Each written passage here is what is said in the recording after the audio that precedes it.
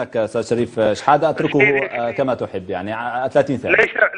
ليس هناك في سوريا من لم يتأذى ما حصل في سوريا. انا الان موجود في العاصمه البلجيكيه بروكسل. ما سبب وجودي؟ اعتقد انني لا اقوم بنزهه ولا اقوم بسياحه.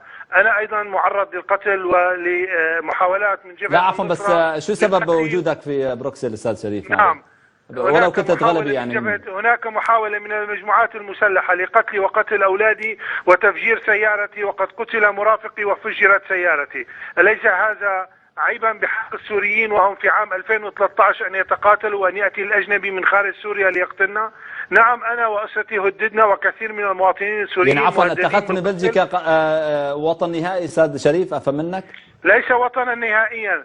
أنا لا أختار إلا سوريا وطني، وسوريا سيبقى هو الملاذ الأول والأخير لكل مواطن سوري. طيب. لكن ضاقت الدنيا بجميع السوريين بالذي حصل، وشجع ذلك هذه المجموعات الإرهابية التي أتت من خارج سوريا لتقتل السوري داخل سوريا. شكرا جزيلا لك شريف شحاده، كنت معنا من بروكسل العاصمة البلجيكية من هناك. شكرا جزيلا لك، والشكر موصول للأستاذ زهير سالم مدير مركز الشرق العربي للدراسات الحضارية والاستراتيجية، حدث ضيفا عزيزا. شكرا جزيلا لك.